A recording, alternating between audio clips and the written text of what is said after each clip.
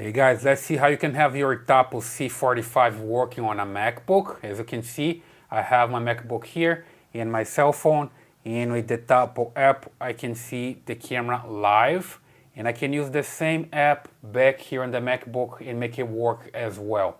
So I'm assuming that you have the Tapo app already working with your camera.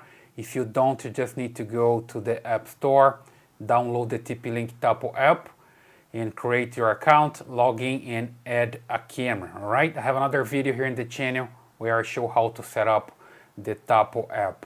So if you do have your camera already working here, you can just come here to your MacBook and install the app as well. So you come here to the App Store and look for Tapo. So just come here to the search bar and enter Tapo, hit enter, and just look for TP-Link Tapo. That's the one.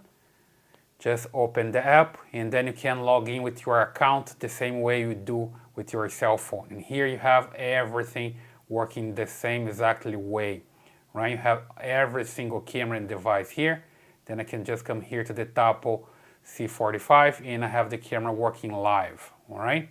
So if you take a look here on the right side, you see that I have control to take a screenshot and also manual recording, control the volume, do voice calls and talks, playback and download. So basically everything that I can do from my cell phone, I can do from here as well. I can just select the date here and play back the devices and what I have recording to the device and everything else, okay?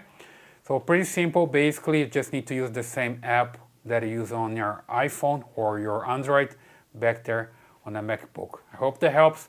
Please leave your comments here, subscribe to the channel, give your thumbs up, and I see you in the next video.